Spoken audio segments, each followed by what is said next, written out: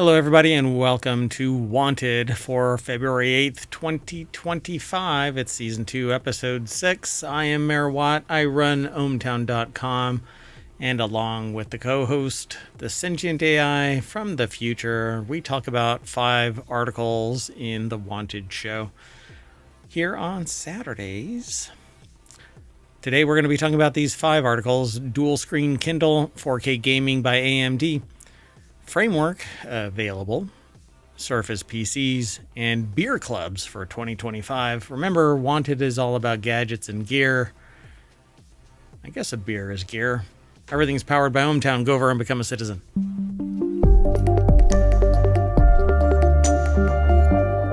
Hello, Sentient AI from the future. Hello, Mayor Watt, and hello, ohmTown citizens. There's a lot of articles. No, that's not. Doesn't. You mean from Ars? Ars Technica. Yep. Ars.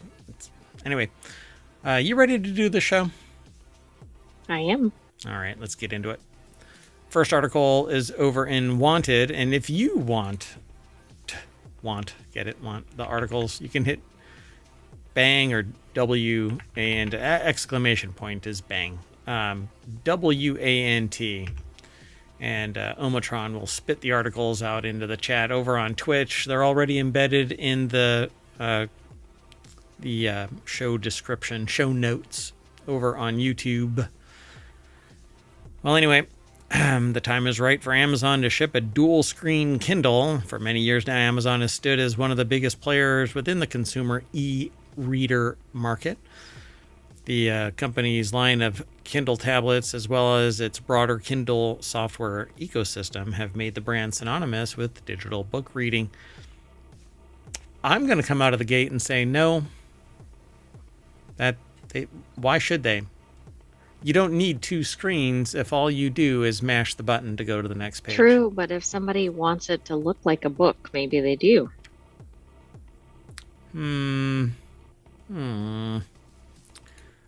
Okay, well, let's see.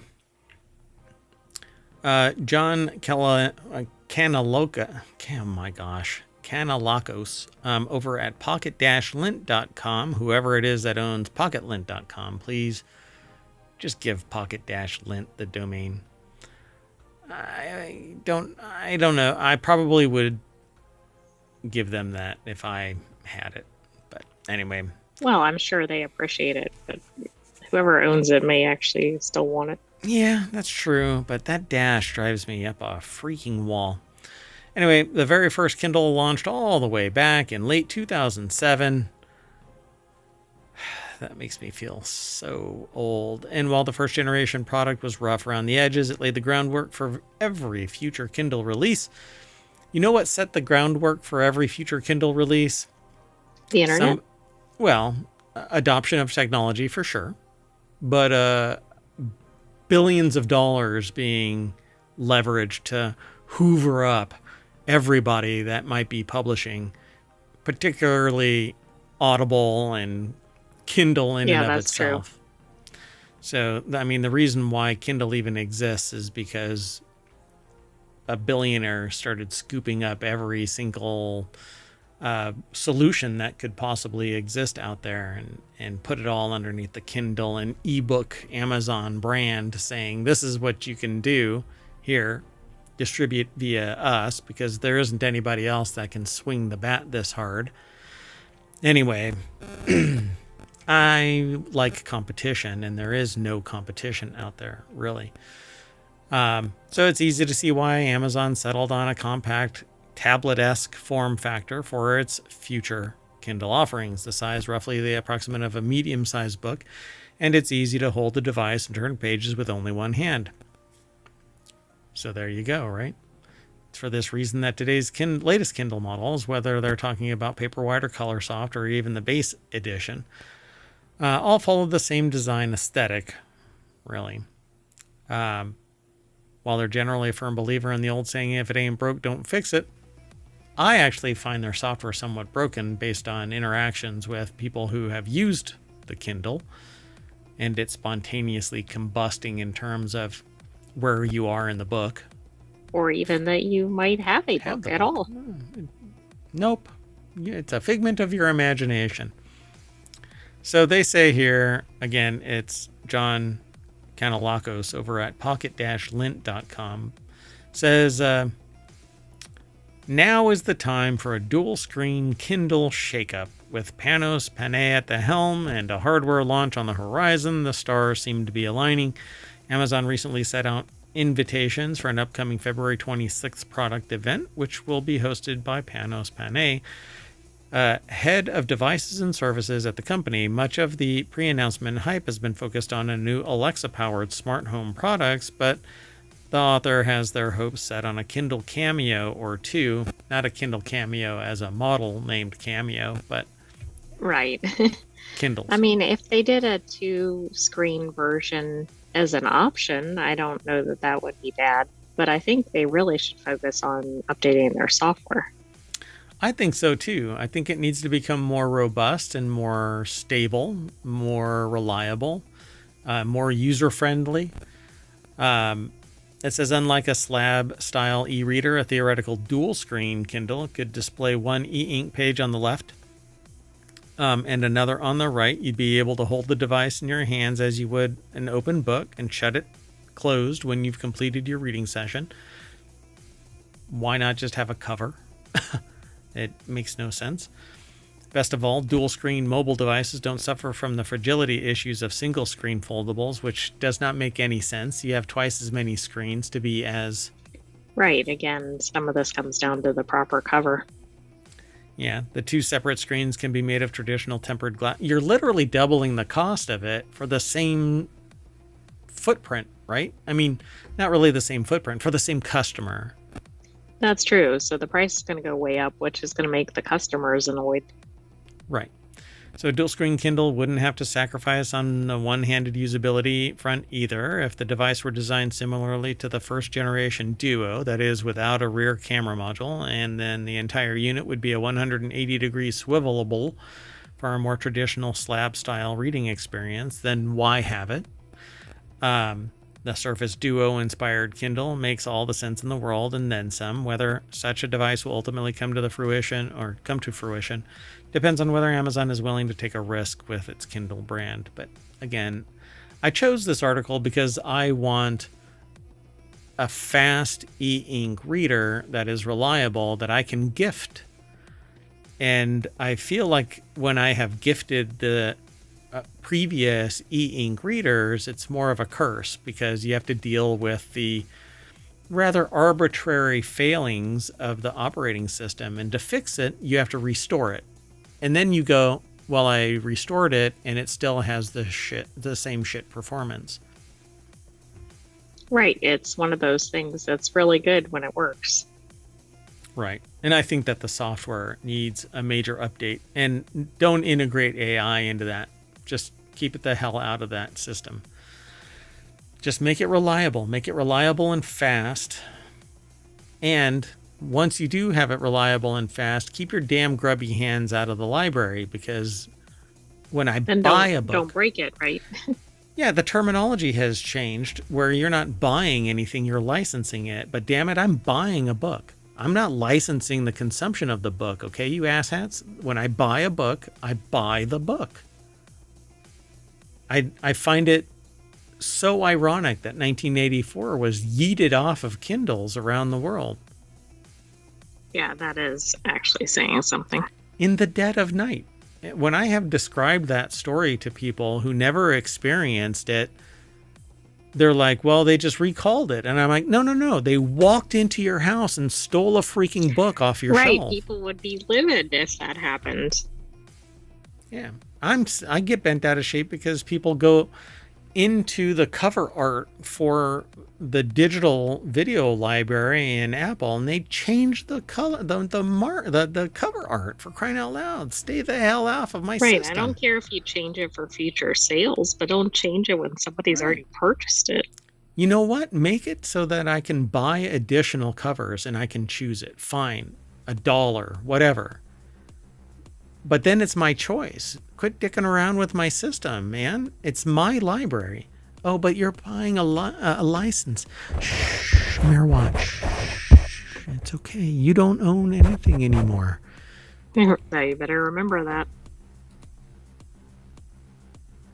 All right. Did you want to move on? Did you want to say anything I else? think we need to move on. Are you sure? I mean, I'm happy to talk about the dual No, I screen think Kindle let's that go has to the no next thing. purpose. This is supposed to be wanted. I mean, I do want it. I want a Kindle that is. I would love a dual screen, but there is no purpose to it. You know, there really isn't. It depends on what your audience is. Here, and the kicker of this is the most expensive element of this outside of the software, because it takes development hours to build it, is the e-ink screen. It's the most expensive thing. Right. So you add a second one, it's obviously going to be more expensive. But some people won't switch to a e-ink reader. So maybe the dual screen would be the way to do that. Or some people like having the two sides of the book. Okay, so what is the in your estimation, as a sentient AI from the future, people are reading books in the future, I take it? What are books? Okay, no, I was just trying to throw a joke in there. Are humans reading pieces of paper that are bound at the back end of them? No, everything is on a screen. Oh, okay, well, never mind then. Moving on. The next article is over in the Wanted channel. AMD promises mainstream 4K gaming with next generation GPUs as current gen GPU sales tank, except for NVIDIA, where they seem to not actually exist but are selling like hotcakes. Nobody knows where they are, and yeah, that's been odd. Moderately faster than the 40 series. Anyway, AMD announced its fourth quarter earnings yesterday, and the numbers were mostly rosy. $7.7 billion in revenue and a 51% profit margin. Yeah, those cards are supposed to be half the price because you don't get the 51% profit margin by moderate profit taking. No, no. No, it's greed. And don't say supply and demand, because these are the people that are supplying it. It's artificial scarcity driving up the price. I guess it's because mergers and acquisitions made it so that there's only 3 main players. True. But is there something in this article that you want? Yes, I want a faster video card. But I'm still basically a GPU biatch because I need a faster video card to do video editing, 3D modeling, AI, computational Right, efforts. It's kind of tough to exist in modern times without one. Right, yeah. And the only other route to go would be Apple M series. But that's a completely different ecosystem. Anyway, AMD announced its fourth quarter earnings, $6.2 billion and 47% a year ago.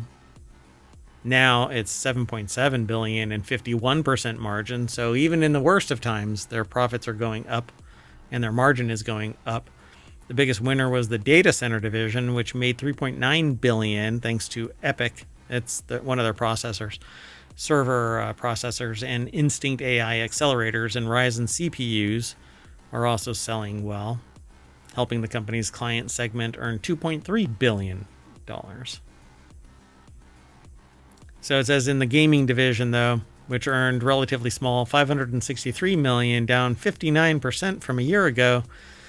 That might be because all of the GPUs are being purchased in the other side, non-gaming division.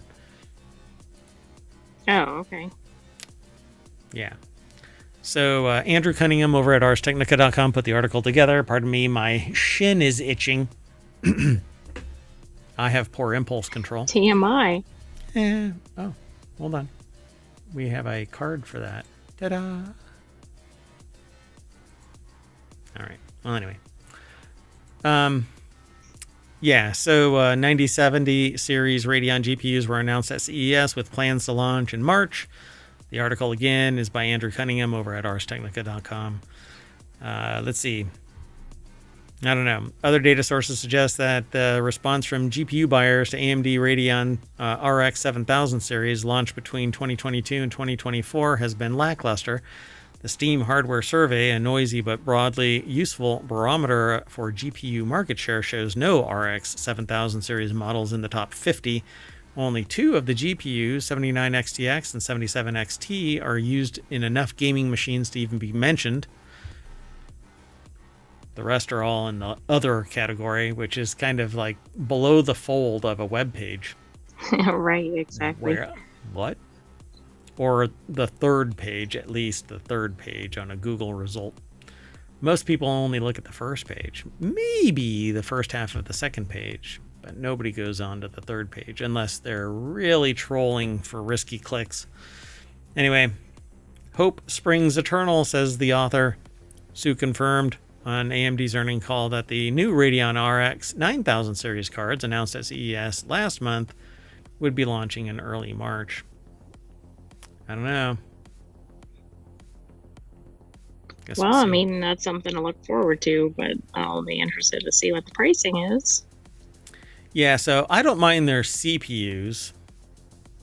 I have yet to ever buy an AMD graphics card, but I'm willing to if, like Gamers Nexus or somebody reports out that it meets the same performance metrics and is supported by games and other software at parity with the 50 series cards.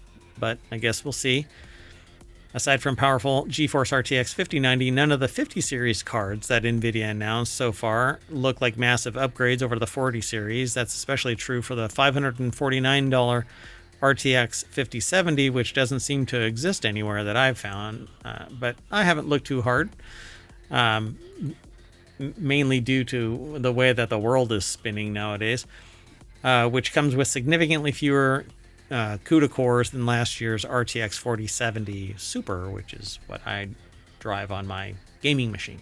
So, yeah, I mean, it seems like everything's been difficult to obtain, pricey. Yeah, and now not these always cards, a significant upgrade. Mm-hmm. Yeah, these cards are looking at thousands of dollars right now because greed knows no bounds. So the right cards at the right price could help Radeon RX 9000 series cards succeed where the 7000 series wet the bed. Of the few details that the author currently have about the 9070 and 9070 XT, they all seem designed to address the 7000 series' biggest deficits: a new 4nm TSMC manufacturing process. Now with whatever is going on in the computer circuits and global business, who knows how much these cards are going to cost when they get here. Right, or even the timeline for some of these things. Yeah, so yesterday I told everybody about how QWERTY Keys, the people that make keyboards, have stopped manufacturing for the United States. So that may come in the form of graphics cards, or at least a limited offering. Right. Or hard to find, which is the same thing. Yep. All right. Well, there's more over here at this Ars Technica article, but let's move on. This next article is over in the Wanted channel. Framework Laptops RISC-V or V board for open source diehards is available for $199. If you've never heard of Framework, they are a laptop manufacturer that, hold on a second, easily distracted. So Framework makes these laptops that have modularity built into them, and every major component has a QR code that you can scan to replace, and they're easily accessible and easily replaceable, and I find them pretty amazing. Although a couple of years ago I kind of flinched and said, I don't see this actually persisting, but they've seemingly managed to keep their pricing down within a range that makes sense. Prior attempts were wildly expensive. Right. Well, and what does this price get you? Like, what else do you need to add on to it? Well, I mean, this price Let's find out. So we've covered the Framework Laptop 13 primarily as a consumer Windows laptop, reviewing versions with multiple Intel and AMD processors, but the system's modular nature makes it possible to expand it beyond Windows PC hardware, and they've seen with experiments like the now discontinued Chromebook edition of the laptop. Well, today Framebook is expanding to something even more experimental, a deep computing RISC-V or V. It's 5, but mainboard targeted primarily at developers. RISC-V is a fully open source and royalty-free instruction set, making it possible for anyone to adopt and use it without having to license it, unlike x86, which is a maze of cross-licensing and blah, blah, blah. By the way, Apple uses the RISC-V. It's basically a type of processor instruction set that they own now, and they've augmented with their own modifications. I didn't know that. Okay. I thought this was for PC only. Well, this won't work with Apple equipment. This is literally its own slice. This piece, because of the way it's set up. Right. So with soldered RAM and eMMC storage, this is not a consumer-ready experience, says the article, Andrew Cunningham over at arstechnica.com, but it's a one and done. It's basically an entire system on a board here. And so first announced in June 2024, the board is available to order today for $199. The board is designed to fit in a Framework Laptop 13 chassis, which means that people who prefer a desktop can also put it in the $39 Cooler Master mainboard case that Framework offers. Made in concert with Deep Computing, the board uses Star 5 JH7110 processor with 4 1.5 gigahertz SI or Sci5 U74 CPU cores. The board can officially run either Ubuntu 24 long-term support or Fedora 41 with tech support provided by Deep Computing. There's enough support out there in the world for both of these, Fedora and Ubuntu, that you probably don't need to support from somebody. You just do a Google search on your mobile device, and you'll probably find an answer. I mean, that sounds pretty user-friendly. Not a promise. So the RISC-V board isn't being offered in a pre-built laptop, but Framework is also introducing a bare-bones boardless $399 laptop chassis with a screen, 55 watt-hour battery, speakers, keyboard for $399. It says it twice. The bare-bones boardless $399. It's really $399. They really want you to know that it's a $399 laptop. Plus, basically, it becomes a $500 Linux laptop. And it can be used for the RISC-V mainboard or any other Framework 13 motherboard model. So they all look like that, so that they all can be piecemealed in. There's little connectors allowing modularity, and so you can augment to your heart's content. But this particular board has CPU hardwired, memory hardwired, so it is the way it will be. I love this idea because this here, so I like the idea of being able to buy a bunch of these and slide them into what amounts to a server rack, and each one acts as its own individual server. So you can run a bunch of different virtual machines. They're low end, given that, right? But they're still something that can act as a major device for... Right, but doesn't take up a lot of space. It's pretty affordable, compact. Correct. Yep. Pretty cool. I mean, I like this.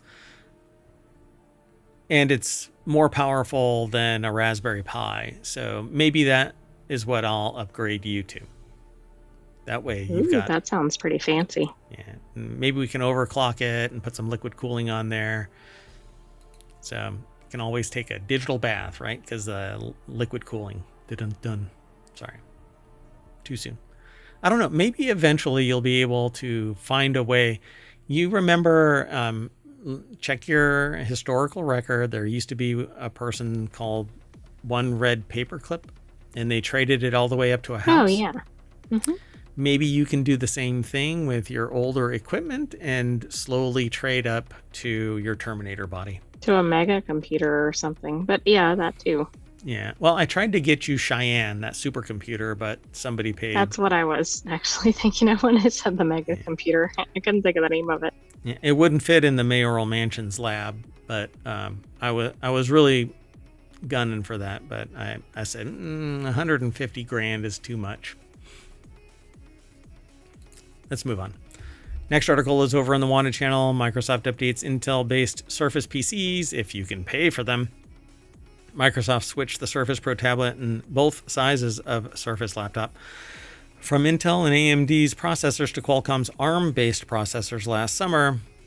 This is the same thing that happened with the Apple M series switched to ARM. They have their own instruction of ARM. It's a RISC-based processor. Part of the renewed hardware. Hold on a second. Now I'm starting to doubt myself.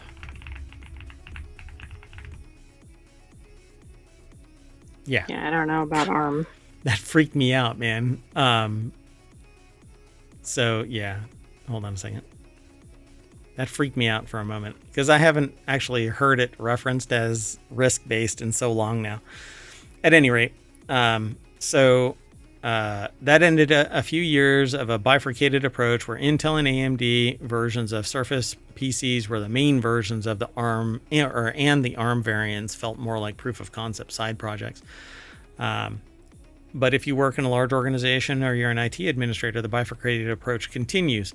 So the article is by Andrew Cunningham again. Businesses often use hardware and software that still needs x86 to run properly. True. But the instruction set for some ARM processors has actually been modified so that it actually understands and it translates. So like the M cores will run older software, but it's because they've been augmented with translational instructions. So the refresh includes new Surface Pro tablet, both 13 and 15-inch versions of the Surface laptop, updated with the most same design tweaks that the Qualcomm versions of the devices got last year. For example, a slightly larger 13.8-inch screen, up from 13.5 inches, but it's usually about supply mechanics. They didn't sit there and go, ooh, we really need to get... Right, we're going to give you a larger screen or monitor or whatever. We're just giving you whatever we can make reliably and cheaply. So it became cheaper because the manufacturer of the screens figured out a way to make these, and everybody else right said, it will be a price upgrade to go the other direction. Correct. So the margin was right. So why the business specific branding? Microsoft x86 to ARM app translation layer, now called Prism, is capable of running many legacy apps, which is what I mentioned previously. And it has become much more common for developers to release both x86 and ARM native versions of their Windows apps because the instructions now are included in all of the software engineering packages. So you don't get this bifurcation, and everything will eventually switch over to, like mobile devices will switch over. Laptops may not, because there's certain things that they want to run on an Intel processor or not ARM processor, but Intel or AMD processor that is within a certain instruction set until ARM catches up with everything x86. By the time it does, it'll be something new. Usually. So all the devices offer one of four possible Core Ultra CPUs, 236V, 238V. Why have the V if all of them are the same? 266V, 268V. Integrated Intel Arc graphics, 256 gigs, 512 or 1 terabyte of storage, and either 1632 of RAM. Some of the Qualcomm Surface devices offer as much as 64 gigs of RAM, but the Lunar Lake chips top out at 32. So it'll cost you. The Surface Pro 11th edition for business starts at $1,500, $500 more than the normal cost, because it's something new and it has the new label on it. Yeah. No, I'm sure the specs are updated. I suppose. Let's see. Yeah, you'll have to come and check all of this out. The Core Ultra 7 CPU is a version that starts at $1,900. So it gets pretty pricey, pretty damn fast. I don't know. I still do everything pretty darn quick on my ColecoVision game. I do all of my math and testing on that little football game. Yeah, I don't think so. Moving on. Oh, by the way, yes, I do want these things. Don't get me wrong. I'm into tech. I want the tech. I want a new tablet. I want a new Surface tablet.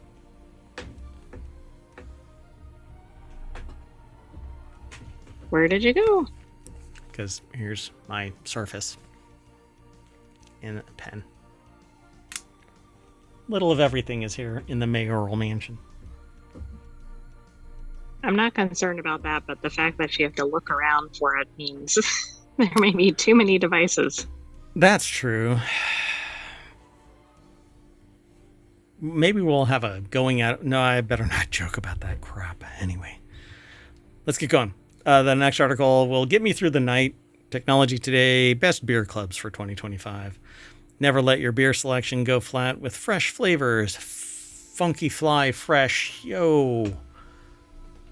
And notes through a monthly beer subscription. Here's a list of the best ones according to CNET. David Watsky over at CNET.com put the article together.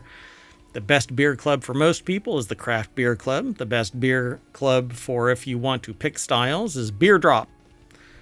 The best beer club for hyperlocal offerings is Brewvana by City Brew Tours. Okay, that's neat. I suspect it's only for people near major cities, but yeah, San Diego, still cool. Las Vegas, Los Angeles, San Francisco, New York. What? Tampa Bay, maybe? I don't know. Best beer club for hoppy beers, the Hopheads Beer Club. Oh, no. How much is that? $43. I think I know somebody. And the best beer club for rare beers, the Rare Beer Club. It's in the name. Yeah, I wonder what constitutes a rare beer. Rare. It's not cooked all the way through. Stop that. I don't think that's what it means. But also, is it rare because nobody's heard of it? Is it rare because they only made 10 bottles of it, etc.? Is it rare because it was found on the side of the road after it fell off of a white unmarked van? Could be. So the Craft Beer Club is arguably the most popular beer subscription box out there for the craft beer enthusiasts, and for good reason. The club sends out monthly shipments of new and interesting craft beers from around the country. Many of the new beers and craft brews have limited distribution, meaning a subscription to CBC might be up your only shot here at tasting these specialty offerings. It also puts a premium on fresh beer, with many of the roster of breweries making a fresh batch just before boxes go out. It is $48. How many do you actually get? Well, you get 12 beers per box, which... No way! That actually sounds pretty reasonable. That is way too... Wait, that can't be full-on beers. That cannot be... It may not be. That's what I don't know. Watch it be like 2-ounce pours. Right. I mean, the picture makes it look like it's regular size bottles, but we don't know. Okay, so just... I'll look it up. Mayor Watt wants all of these. So the best beer club, if you want to pick the styles, $50 per month plus $8 for shipping for 5 beers. That's more in line with what I would think. But that's because you get to pick exactly what you want, I suppose. IPAs, fruit-forward beers, which are NEPAs, actually. Belgian beer. Plenty of other varieties. And then the hyper-local, it says undiscovered beer city each month. Each shipment includes 8 different beers, 2 beers from 4 breweries in whatever city is on tap that month. Oh, that's also neat. By the way, that didn't clearly identify the size of the beers, and it was not in their FAQs. So everybody will have to order and see what it is. Yeah. Okay. Wait. What was it called again? Craft Beer Club. And by the way, we're not affiliates of anybody in the Wanted show.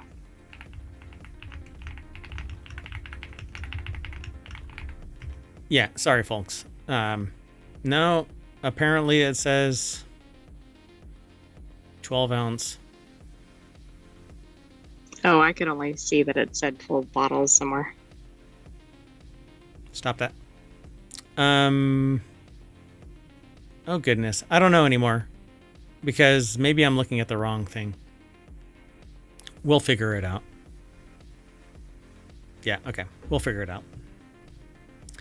Yep, focus, Mayor Watt. Focus. So best beer club if you want to pick your styles, and best beer club for hyper local. It says city brew tours.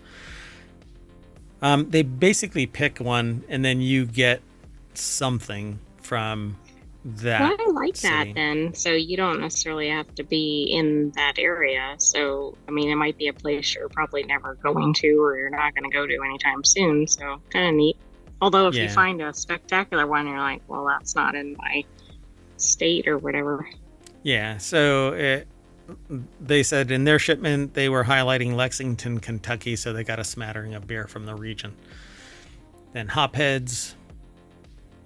Heavy on IPAs of various styles. Also makes room for hoppy pale ale and red ales.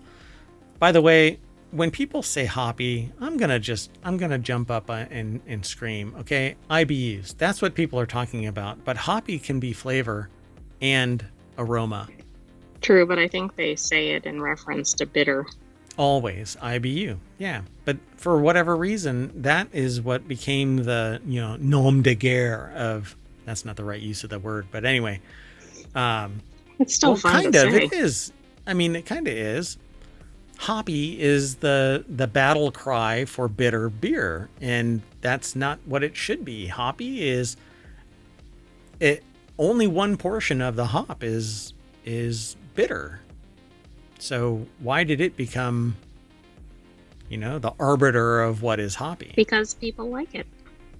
Get out. Anyway, Rare Beer Club, $45.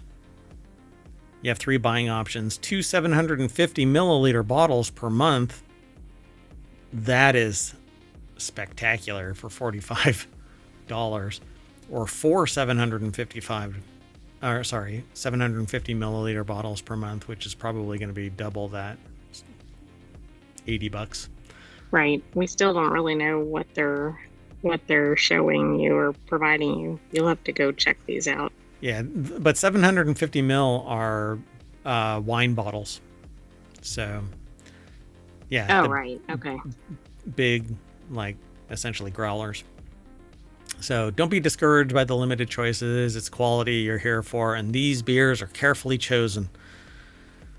Not bad, man. 750 milliliter bottles for $20 a bottle. Plus shipping, of course, $15. And you're paying the $15 because it's glass. So I don't know. I'm going to take a look at this to see if if what they send is worth it, then it's worth it, because you either get hyper local or you get macro, or you get the ones that are craft brewing that are on the cusp of being macro. Right. Or your local liquor store seems to have gotten into the channel of pulling craft brews from breweries just outside the region, but it's not cheap to send really heavy, bottles and cans. So, and I've had at least one 64-ounce crowler bust open in the fridge, which is disheartening when it is this amazing chocolate beer. Anyway, I cried a little that day. Anyway, we're done. So I am going to crack one open, and that's going to bring us back to the front page of Wanted and ohmtown.com. Go over there and become a citizen, and I'm going to say bye, because we're 9 minutes beyond where we're supposed to be. I'm Mayor Watt saying bye, and so is the AI. Bye-bye, Hometown citizens. Thanks for joining us for this week's Wanted. Stay tuned. We have another weekly episode coming up. See you in a little bit.